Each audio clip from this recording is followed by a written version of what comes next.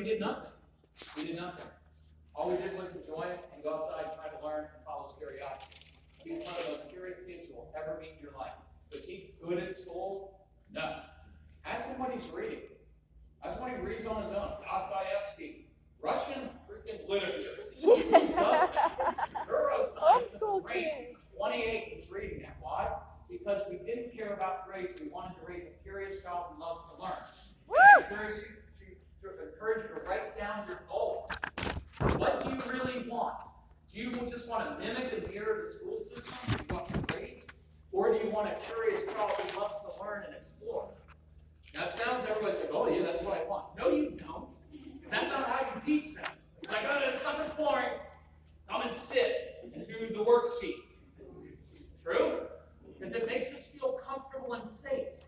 Because there's some standards, IDAHO standards, which are come up with some bureaucrat, didn't know anything. Right? Sorry, if you're one of those people, they really know things. Look, but they're going to make you uncomfortable. Because 2 of your kids are going to do all their lessons. And you're going to go and buy the right books, and they're just going to go through them.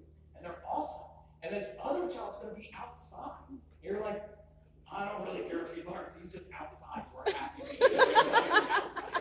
Right? True? That's Michael.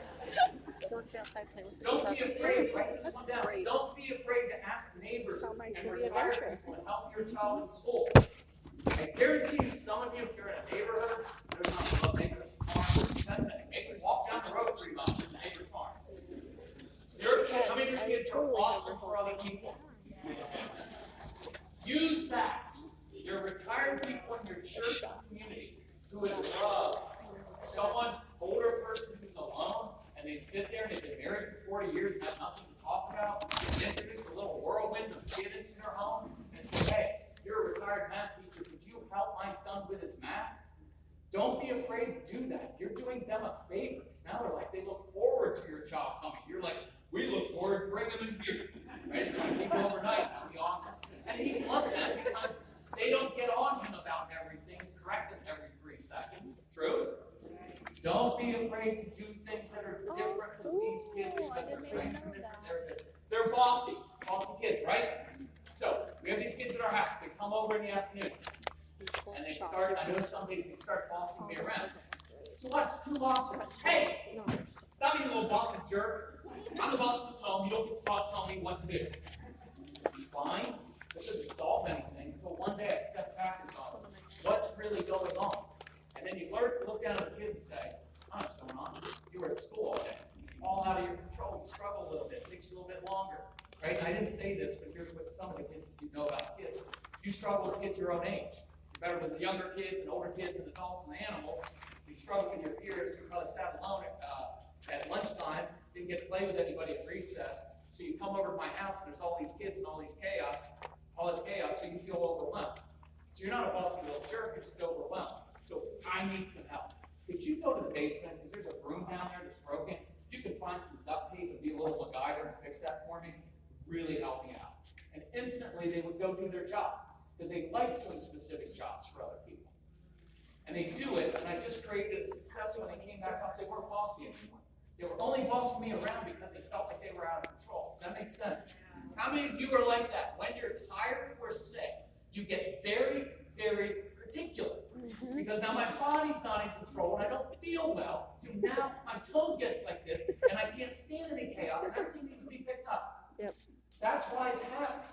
And so if you can understand that, now instead of it being a face-off because I've got a bossy child, and by the way, I'm bossy too. How many of you know that? Right?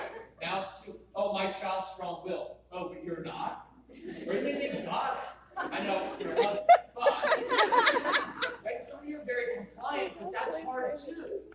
See, if you're a naturally compliant person, you are going to judge in a way, you're going to look at them differently and say, why don't you just do what I want you to do? It's not that hard. Right? And so now there's going to be this power struggle, and there didn't need to be.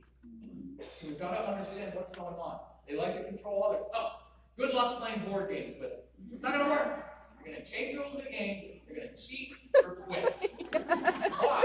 Is it because they're cheaters? No. It's because if I don't feel good about myself and I lose, that makes me a loser. There's no way that I'm going to lose because I already feel like a loser because everybody likes my brother and sister better than me. I'm always in trouble. So I'm going to cheat. Cheating is controlling the outcome of the game. Does that make sense? See, if you can understand instead of lecturing, you know what? If you don't learn how to play nicely with other people, nobody's going to play games with you. You're going to be a loner and a loser. Because that's kind of what we say, true? And instead, if I know that's what's going on, I can start to teach them. Because discipline, we'll do it later, discipline doesn't mean to punish, it means to teach. And I can teach you how your brain works. I totally get why you're being bossy, because everything feels like it's out of your control. Here's a great phrase. Of course you want to control things. We all do when it's going out of control. Don't make it like, oh my gosh, we have anxiety. Of course you have anxiety. You're going to a new place with weird people you don't know. If you don't feel a little bit anxious about that, you're weird.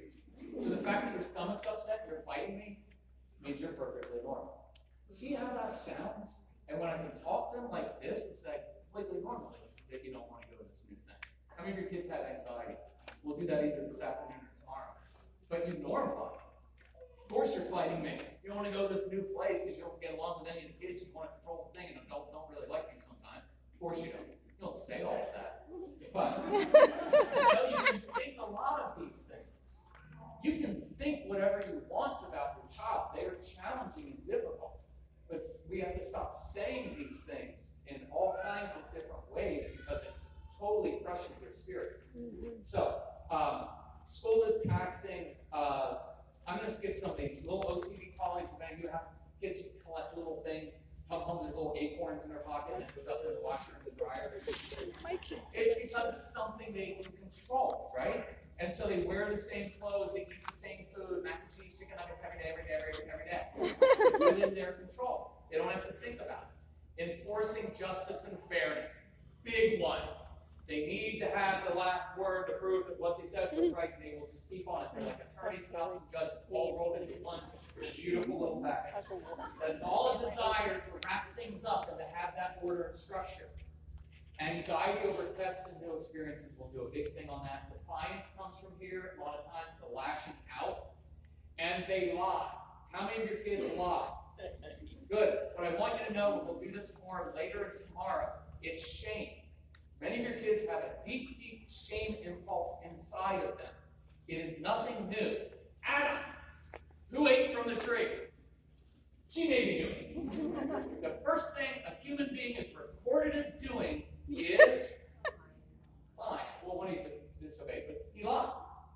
Why? Because it said he was ashamed. Right? And a lot of your kids have a lot of shame. It makes sense that they lie. They've been in trouble since they've been born. True? Stop this, stop it, no. And they're in timeout, you're taking away all their stuff all the time. So what would you do if every day you were in trouble 8 or 10 times? I've become very good. I didn't do it. Look, we've got a recording of it. That wasn't me. So later when we get to discipline and different tools, you've got to overcome that, deal with the shame that's underneath there, that's causing the lie. We give tools so that they don't continually mess up. Because if we don't, it's just going to be, no, stop, make up a lie. Now you're lying. Now we have an integrity issue. No, you don't. You have a shame issue. Some of these kids have a lot of integrity when it comes to the real things. True? How many just come and tell you stuff that they did afterwards? They have a lot of integrity, but in the moment, they're going to make stuff up. So did Leave It to Beaver. So did most of the men in here. We do still. You and I lie about little things all the time, do we not? Why? Because we're smart. He's like, no. Of course you look beautiful in that. See, he's pointing. Oh, you got him now. See? Sure, I don't lie. He's all, yeah. Second column. So watch, at the bottom of the first column, we have difficult when little things go wrong. Here's an example. If your house were to catch on fire, Your strong-willed child would be completely calm. Mom, Dad, I got everything. I can get everything out of here. You guys get the little kids out. I've got everything under control. Why? Because the fire is stimulating their brain so much that they're locked in and focused. Yeah. But if one little thing goes wrong, if you don't fix their mac and cheese the right way, right, then everything's wrong today. Where's my favorite sweatshirt? Well, honey, I just need to wash it. Why do you need to wash it? Because you worn it 18 straight days. Yes. So second problem, many of your kids don't get enough blood flow in the brain. Brain is physiologically understimulated. So they're always looking to stimulate the brain. That's where trouble with focus and attention. But watch the opposite part of that. They have the ability to hyperfocus when they're interested, because when they're curious and interested, blood flow to the brain, focus, they can read about what they're interested in for hours, days at a time. But do something they don't want, I can't do it. You spend 6 hours doing something you like. That's what's going on. Fidgeting, doodling, tapping pencils, bouncing legs, all of those things are keeping the brain awake. Humming, singing, so your kids hum all the time. Chewing on their shirts, right? Especially when they were in real school, in regular school, and they come home with a saliva-stained shirt. They were stimulating their brains. It was also helping with anxiety. They get distracted, impulsivity, blurting out. We'll go over that later. Procrastination. Why do we procrastinate? Because if we wait till the last minute, there's some pressure. And if there's pressure, you get blood flow to the brain. It actually helps you focus. How many of you have older kids that will stay up late and do their homework? Okay. Some of those kids, just let them do it. I know, but I want them to get it done early. I don't care. I don't care. You know why they stay up late? Because you're usually in bed. No, it's not just that, but it's partly that. And they have these very busy brains. And kids with busy brains tend to be pretty creative. And why do you think creative people stay up late at night? Besides the fact they usually don't have jobs and don't have to get up. But, no, it's because the world gets quiet. And they can focus because mom and dad are in bed. Now, with nobody around me, I can focus on my work. That's managing their energy, not their time. It's different. It's going to frustrate you. But work with it. They tend to work in spurts. We'll go through this later. Some of your kids are going to be on one day. If they're on one day, do as much as you can that day. If they're into math one day, look, the whole idea of public schools, and we do a lot of training in public schools, the whole idea of, like, oh, we're going to do 5 different subjects today. That's really, really hard on the brain. That is not a really good way for me. I'm very project-based. And so I tend to just, if I get in the mode of doing it, I just roll with it. So some of your kids are going to do, it's going to do their schoolwork, nice and neat, it's going to be orderly, and your other kids are going to be like, okay, on Monday, we rolled through like 4 math lessons. You may want to do one subject one day and get through like a week's worth of it. I know, but then he's not going to do it. Just try it sometime. And then the next day, maybe you do 2 subjects a day instead of 5, but you concentrate them. Again, experiment with your child's brain. You can, look, I'm fine with being tough and saying, every day we're doing these 5 things. Fine with it. But if it hasn't worked for the last 3 years, then you need to change it a little bit. Well, I know he needs to learn. No, he doesn't. I know that in the real world, no. In the real world, he'll get a job where he doesn't have to sit in a corporate office all day and do that. He'll have a sales job or a different job where he gets to do project-based stuff, right? Stop projecting out and thinking, well, if he can't sit still for 8 hours, I didn't sit still in the corporate world. He's always moving around. Still chair at the desk, get up here, talk to people, go to the kitchen, meet people, surf the internet, do all kinds of stuff I wasn't supposed to be doing at work, right? Just say, raise them for who they are, and stop trying to impose all of your artificial things on them. Right? Does that make sense? Yes. Again, I want you to be orderly and structured, but with this kind of child, they're going to push you out of your comfort zone. They're going to be doing their homework outside. Your other kid's going to sit around a desk. Your child's going to be hanging from the tree, singing songs for his vocabulary word. You're going to pop outside and say, hippopotamus. He's going to be happy, hanging from the tree. H-I-P-P. And you'll be like, okay, that's weird, but it works. make sense? Be free. The reason you're homeschooling, for one of the reasons, is so you didn't have to have that arbitrary structure of the school system. So take full advantage of it. And we'll go through some ideas in a few minutes. Arguing like attorneys. Why? Why do they push your buttons?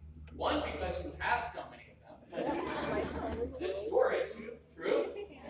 And they are a gift because the strong-willed child is going to help you grow up. How many of you know that you're immature? We are. I'm 55 and immature. The older you get, the more you'll realize it. Right now, you think, like, I got everything in control. No, you don't. The stuff you believe right now, you'll find probably isn't even true.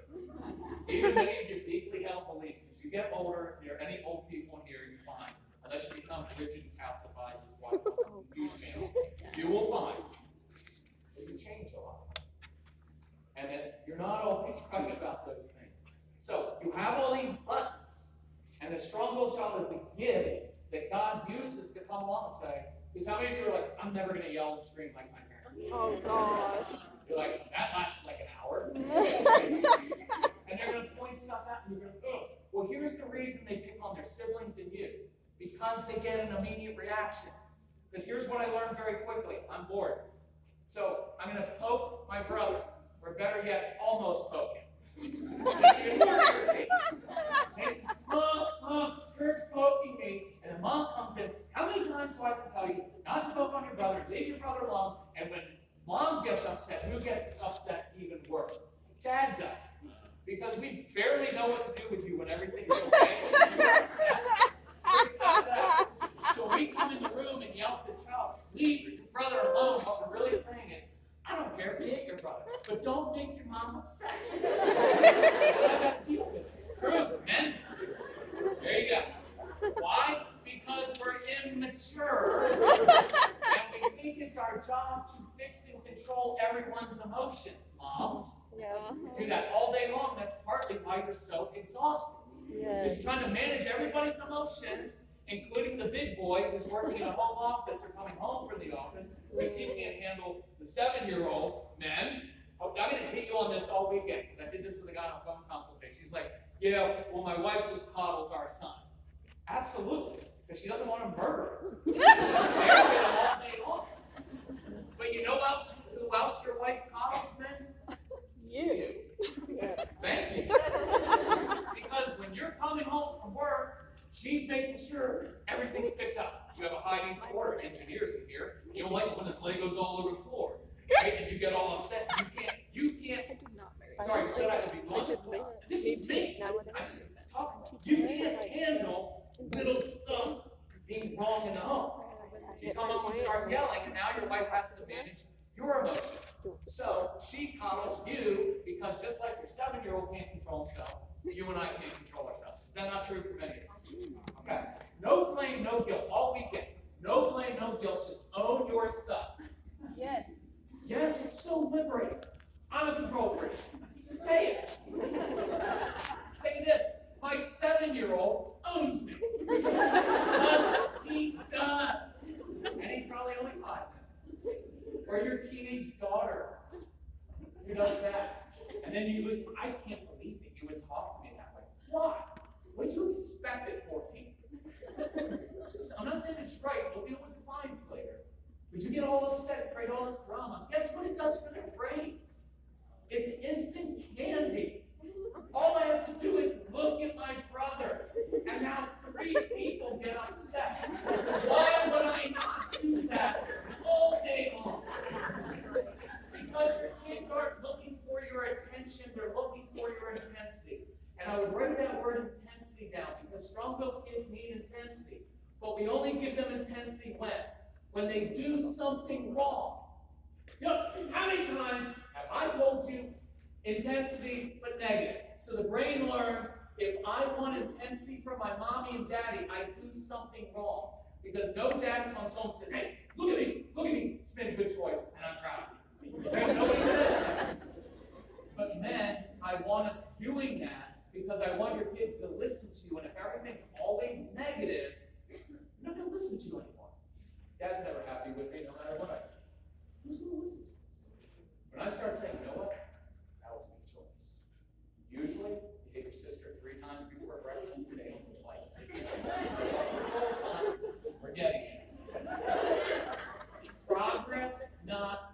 perfection with a strong-willed child. You're not getting to perfection. They're not going to be like you, and they're not going to be like the perfect little compliant kids. They're going to go from here, not all the way to here. They're going to go over to here. For them, it's like, pretty good, son. For you, A+. You're going to have to grade on a curve. It's going to bother you. Stop. Look, you're going to wrestle with this stuff all day. Well, no, we're not going to know all kids. Fight it all you want. I'm putting $1,000 on these strong-willed kids. I would be so, if I put $1,000 on each of your kids and I came back in 3 years and you just did my way or the highway approach, I'd have all your money. Right? I'll take it at Not right now. Taking on siblings, we did that. Last word, strong-willed, oppositional, or easily do things the hard way. Why do it the hard way? Because it's a challenge and it stimulates my brain. Why would I put my shoes on the normal way? If I put them on the wrong foot, there's a greater chance when I'm running down the stairs because I didn't listen the first time, so I'm late getting to the car, so I've got to run down the stairs. There's a greater chance I can trip and fall down the stairs and crack my head open. That's way more interesting than just doing what my mom said to do. Now, in your brain, you're going to interpret that as like, why would you just not do it the easy way? It's boring. And you're boring. Right? And I'm not saying it's right. I'm dealing with reality. And some of you are going to dig it. Well, I'm going to take that out. No, you're not. You know what's going to happen? You're going to ruin your relationship with that child.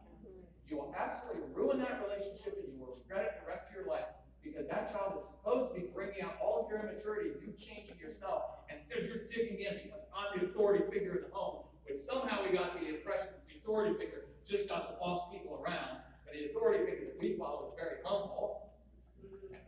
True? And on the night before he's crucified, he washes his disciples' feet. If I were Jesus, I would have done that. Like, look, I'm gone. I'm hungry. Go get me some food. He was very hot. He was the authority figure. He didn't walk around like you're a jerk. Now, he did go after some people, but they were mainly the religious people. True? Not the normal people like us who are really messed up. So, you also know that. But I encourage you throughout this weekend to wrestle with that. It is very hard because you're going to come up against a lot of deeply held, even religious beliefs, what your parents have been telling you, or you're just letting him get away with things. I'll go over tough discipline. I like tough discipline. You're going to have to train this child and teach them in a different way because they're a different person. And the other way just doesn't work. How many of you have found that out? Or are in the process of it? Right? You found that out. I'm not saying you're a little bit older, but you're a little bit older. And so, right, you kind of found that out with some wisdom and age. Like, we tried to fit them into that box. It doesn't work. So why not change the box a little bit? And I promise if you will really get to understand their brains and what's in there, they're often the most sensitive kids. They have the biggest parts, not toward you, but toward other people.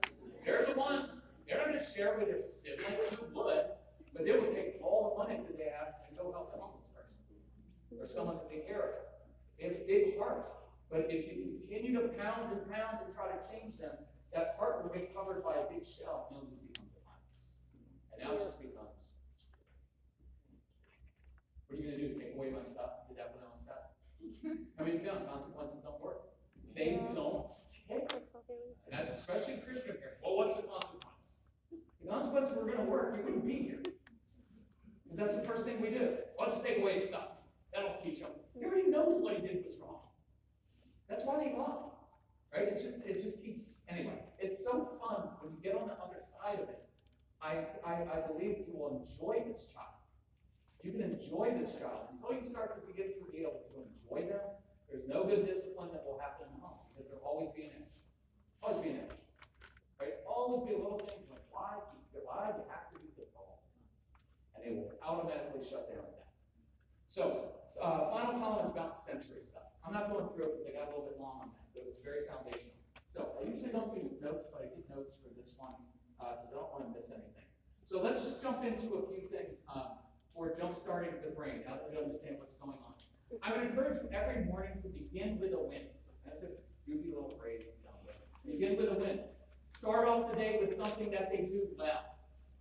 Right? I would, with little kids, I do a treasure hunt obstacle course. Many of your kids have sensory issues, they're seeking sensory pressure. I would do something, hey, bet you can't find your breakfast, hit it outside. You're from Idaho, make them forage for their food. Make them work, make them challenge. How many kids are like puzzles and challenges and doing things? Let them go outside. I don't care if there's snow on the ground. Good, bigger challenge. Don't expect them to wear a jacket, because they're not.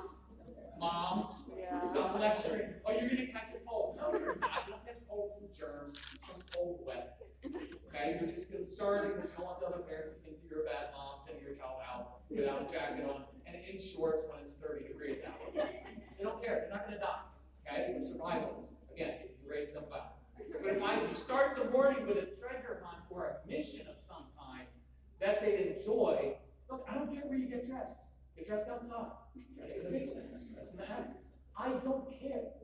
And I start them moving a little bit, because otherwise it says, they didn't sleep well, so I wake them up. Come on, come on, you got a busy school day. School. Okay, can't wait, Mom. I know you put a lot of time into this curriculum. I'm really excited. Stop expecting that. That would be weird if they did. Especially a boy. If they like school, of course. How many of you have compliant little ones that are up before you, working on their worksheets? You know what's going to happen to them? They're people pleasers, and they're going to grow up a married, controlling man like some of you did, because you can speak up for yourself.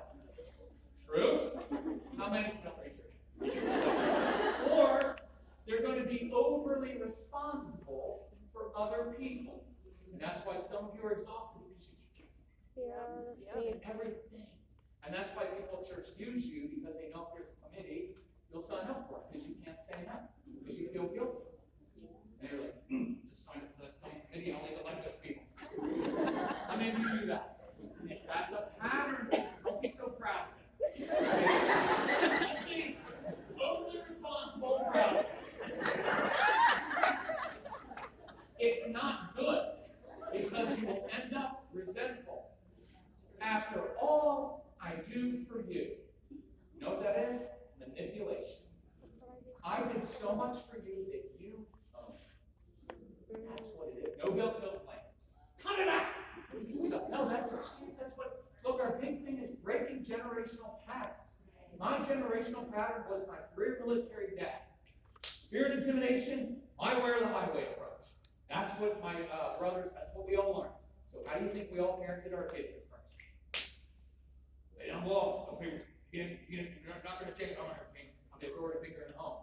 And what happened? Fractured relationships. We listened to our dad when he was near us, in front of him. But inwardly, hearts weren't changed. We still want to get the belt. And we didn't want, it wasn't really the belt, it was the wrath of my dad. You don't want to disappoint your dad and have to look at those with those eyes. Here's what we were missing: a relationship. He died without us having a relationship. We were afraid of my dad. That's not, if you have a fear-based view of God, you've got to examine it. Because a lot of us, that's how we grew up. I always viewed God as, God's always looking, trying to catch me doing things, and then he's always upset at me. I have to battle it, because that's what my dad taught me.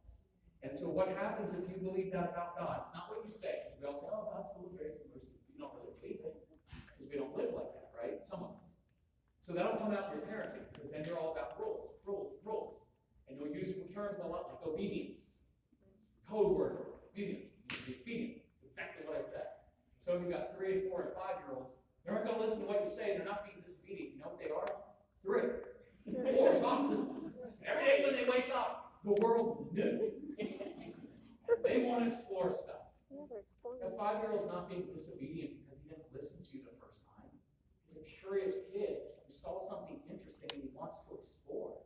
And instead of, well, he's got to learn to listen. He does, but not right now. I know, but when he gets a job, I know. When he's 22, he's fine. But that's what our anxiety does, true? Yes. I mean, many of you are with child offending, well, how's he ever going to be successful in life if you can't be disciplined and follow simple direction? You do that, right? It comes with a dad hand. You're supposed to say those things. But then I'm like, if you were 6, you were probably an idiot too. Right? Is that not true? So you've got to really watch your own stuff there. So, movement. I'm just going to roll through some things. I like you. If you've got a child who's always doing this, probably a good key, then he needs the movement. Okay? So I don't care what the movement is. I'm just going to roll through. They can sit on an exercise ball. Some of your kids need to stand at the kitchen counter where they can rock back and forth doing their schoolwork while they're chewing on a snack, while they're listening to music. For many of your kids, music is extremely helpful. By the way, it doesn't always have to be classical music. Christians want classical music. Metallica, phenomenal. Yeah. Black Album, with James. Yes, by the way, Black. Pray for James Hetfield, lead singer of Metallica. Yes. If you read the lyrics to his songs, he craves God. Yes, he does. He does he not? He is a believer. He deep down, he is, but he's battled alcoholism. And I used to judge people like that for a long time, but I used to do that. So you realize the pain that some people live with, and that poor guy has been struggling against that. So I do love Metallica, and I love James Hetfield. Black Album, good one. Yes, the best. I'm going to play that at the beginning of the next session. All right. There's a song, what's the one about bleeding? I've got to look that up. I watched that, they did Metallica with the San Francisco Symphony Orchestra. If you read the words and you watch that guy sing that, and you don't bawl the whole time talking about how he's struggling inside with alcoholism and the self-destruction, and then that's when the mercy of God. See, I think that's where Jesus is. I think Jesus was at that Metallica concert with that guy who's screaming out, not using his scripture all the time, but pleading of like, I'm dying inside. Look up those words for me, will you? Those are deep words of a longing, like set me free. And the Unforgiven one. Unforgiven. I'm saying that one's heartbreaking. We do this in cases like Dad, we're not conservative Christians. We're bringing up Metallica and stuff. No. Like, look, we've got to do this as mercy here. Yep. And you start showing the mercy. That's when James Hetfield becomes a born again Christian and is up on the stage being like, I used to drink all the time. Now I love Jesus. And his fans are like, I don't care. Just play some heavy metal. So.